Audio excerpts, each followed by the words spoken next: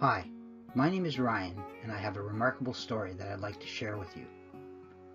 It's a testimony of living prophecy, incredible animal intelligence, and communication with angels. Some of it involves hard-to-believe phenomena that you can witness and even be a part of firsthand. This is for those who have an interest in the positive side of the paranormal, the spiritual world, and the metaphysical. Understanding it is not rocket science, for it's a fairly simple technique that anyone can learn if they have an open mind. So hold on to your headphones for this, the first presentation, as it may change your perception of truth and reality. My name is Linda. As Ryan's wife, I have also been witnessing and participating in many aspects of this incredible journey for the past 10 years.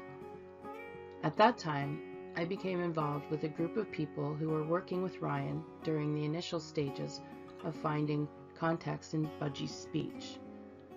As things progressed, it snowballed into many different but related areas that we needed to fully understand before we could take it any further.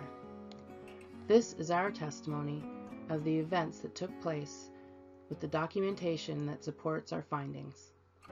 We call this project the Angel Scrolls. It began as a study of mysterious communications we were receiving while recording budgies that were communicating to us in sophisticated conversational language.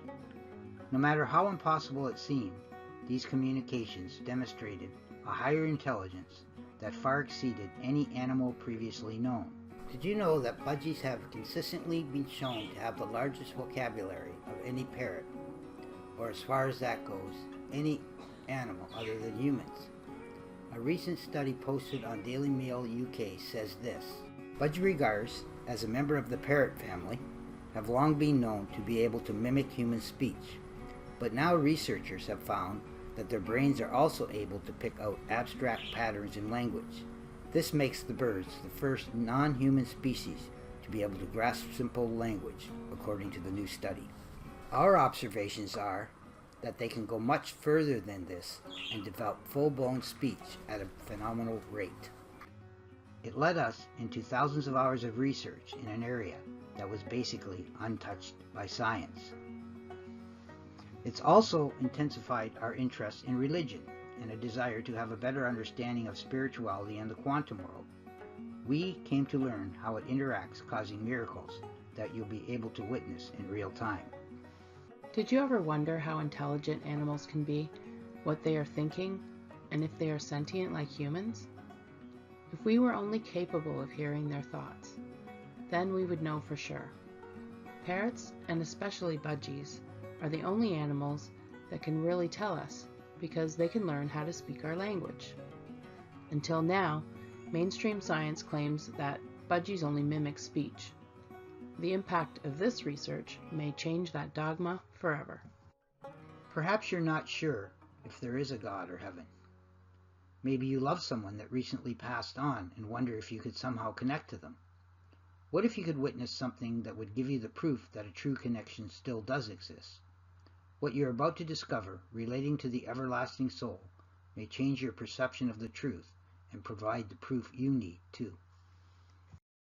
There are millions of people in this world who practice some form of religion and often confuse it with spirituality.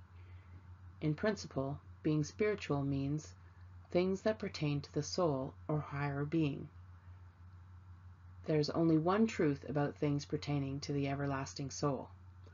As we know, there are many different forms of religion, and many have the same beliefs about the everlasting soul. In short, religion is something you are taught, and church is somewhere where you go to be with others who have the same religious beliefs you do. Spirituality, and being spiritual, is how you walk with God and the angels the rest of the time. How would you like to know the truth about the eternal soul and the spirituality of God from beginning to end? We often need to witness the experience ourselves, rather than just blindly believing in something that we've been taught or brought up to believe. Many of the leading religions of the world believe that prophecy ended in the time of Jesus, and anyone who continues to make prophecy after Jesus is a false prophet. Some even believe it is a sin to be a prophet or predict future events. What if prophecy is still alive and God continues to work his miracles through them? We will provide documentation and examples of prophecy happening right now within this study. The prophetic messages we receive and document through our angelic sources come to fruition on a consistent basis, and we will demonstrate the entire process as we move forward in other presentations. This research will also be linked to dreams and visions, and how God and the angels can communicate to us through them. We will observe how dreams come from the metaphysical and spiritual world, and not just from our own mind. We will demonstrate how prophetic dreams can produce miracles. We will provide examples through this unique process of not only past events which occurred during the study, but future events which will happen again as more people begin to participate in this project. As I mentioned before, I've been researching and documenting budgie speech for almost 20 years.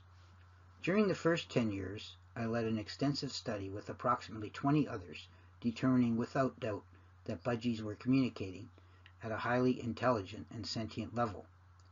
When we began to observe that these same budgies wanted to communicate their spiritual beliefs about God and the afterlife, it changed our direction substantially. Our lack of understanding split the group, and I decided to concentrate on the source they claimed to be connected to. I wanted to know for sure that the information we were receiving came from God, so I spent the next 10 years or so seeking the truth. I knew that, like me, there would be others who needed to understand why it was happening. This led me to develop a confirmation process, which measured a number of events that needed to happen in order to know beyond doubt that the communications were coming from a godly source. I'm not talking about miracles that weren't related to what we were doing, but ones that resulted directly from the research and communications that myself and others were receiving at the time. The first part of the confirmation process was understanding and documenting the information that was being given in the audio and video files. Our research showed that even though we could not understand everything the budgies were saying at that time, there was a significant amount that related to spirituality and God.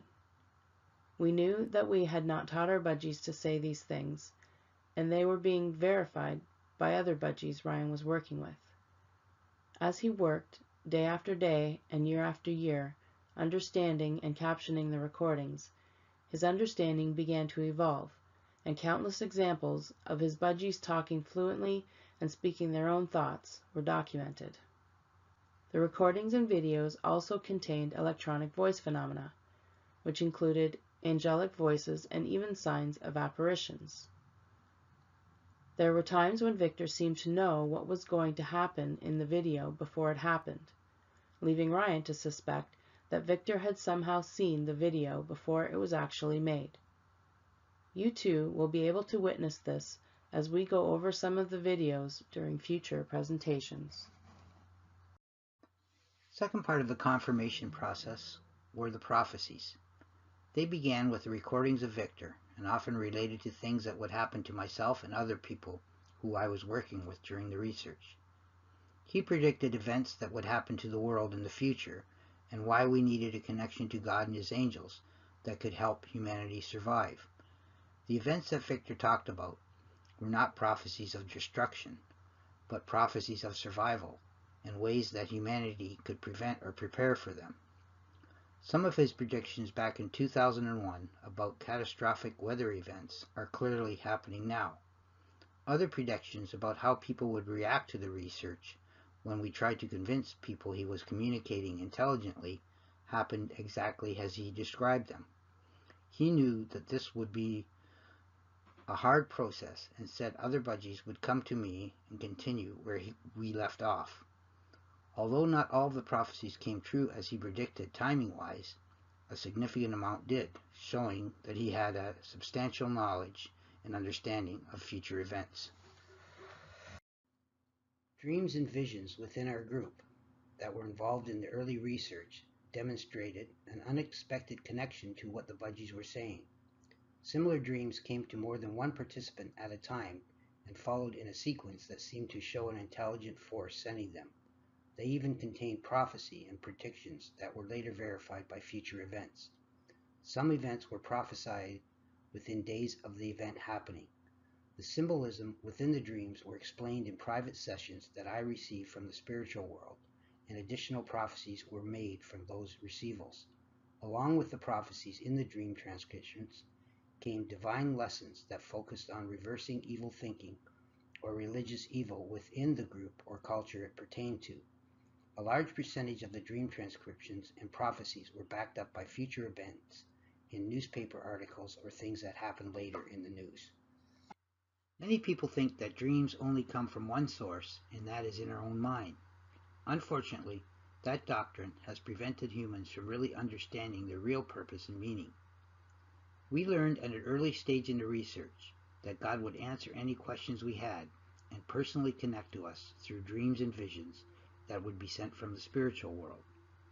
We also experienced these visions, sometimes in the form of a clear image in our mind, so we could vividly recall and put it down on paper. Along with the dreams and visions came feelings and emotions we experienced during them, or actual apparitions that someone would be able to document within the group. At the same time, members within our group began to take pictures that would show a high concentration of orbs or other anomalies that were not visible to the human eye. We were told that the budgies had a natural bond to God and the angels, where they could channel information in miraculous ways, much like they did in the time of Adam and Eve. So how are dreams and visions related to the metaphysical? The word metaphysical comes from ancient Greek words that are a combination of two words, meta, meaning over and beyond, and physics, which is the science of matter and energy and how all things work together. It can be any one or a combination of the following: dreams, visions, philosophy, religion, parapsychology, mysticism, ESP, and more. The same chemical reactions and wave patterns that happen all around us, including the spiritual world, also happen in the metaphysical and the dream world. However, in the dream world, they happen at a much more intensified level than the physical world. For example, have you ever had a dream that lasted for a long time and found when you woke up you were only sleeping for a few minutes? Or have you ever experienced an emotion such as love in a dream that was many more times powerful than you ever experienced in the waking state? The metaphysical is also connected to the quantum world in ways that we could only imagine. Science has only touched the surface when it comes to understanding the metaphysical and how it could benefit humanity in the future. In the last part of this video, we'd like to show you how incredible Victor's sense of humor was. A while back, I put a bunch of Victor's short recordings together and made a compilation of his funny clips. Keep in mind that these recordings were made in his first year, just as he was beginning to talk. Even at that point, he was interjecting much of his own thoughts in the mimicries I was teaching him. As we go through these funny clips, I will let you know what parts I taught him and what parts he interjected on his own. You may not believe me in the beginning that he was not taught to say these things. However, we are confident that as you go through his many videos, the quotes here will be backed up later with the actual audio-video files. The few quotes we showed you in this video are only a fraction of what he said from longer videos, where he spoke in complete context for long periods of time. So it is hard to ignore he fully understood what he was saying. On top of that, there are the quantum reversals, which would be impossible to fabricate or teach him to say because the phrases are mixtures of forward and backward speech. This first clip is quite incredible and something he made up totally on his own. I had to go through it many times to get it all. In it, he laughs and says, "If you like much of these, you'll just laugh." He laughs again and says, "Which I've been taught." I think he's referring to some of the mimicries that he predicts I'll be compiling on this clip. He laughs again and says, "No shit." This was one of the only times I heard him swear. Then he says, "I'll make you laugh at me." You'll like me to laugh and see it's nuts.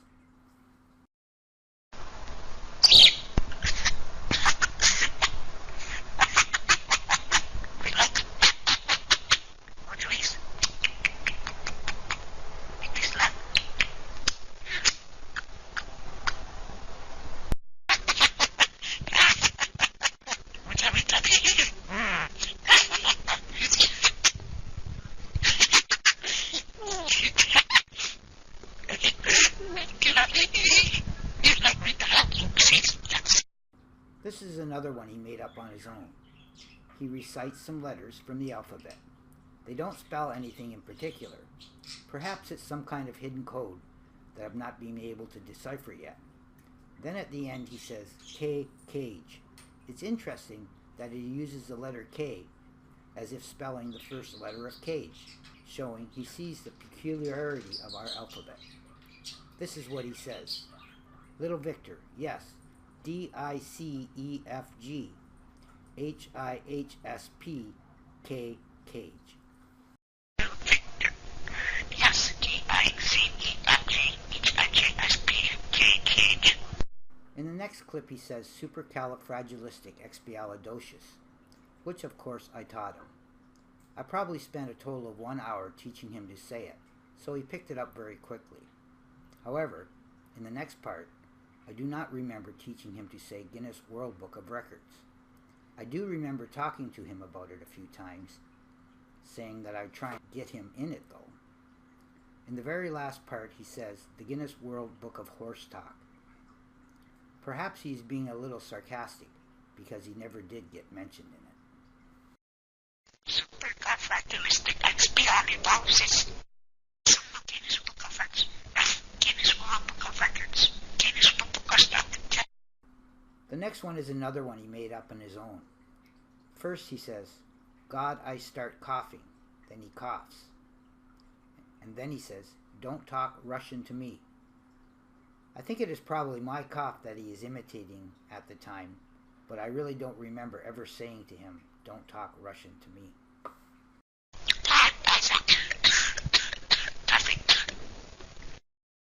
Don't talk Russian to me. In the next part he says, I say do this. He may have been making fun of the way I sometimes told my son that if I asked him to do something, he should do it. Then he says, happiness is pumpkin pie, spit in the kitty cat's eye. I never taught him to say this, but I did try and teach him the apple peaches pumpkin pie one. Let's do this. Happiness, pumpkin pie, spit in the kitty cat's eye. In the next clip where he talks like Tweety Bird, I definitely taught him. I also taught him the knick-knack-paddywhack one too, but he has his own at the end, saying, give me some cheese. He loved cheese more than almost anything else. I thought putting cat. I thought putting cat. Knick-knack-paddywhack, give me some cheese. You want some cheese? Cheese. Cheese.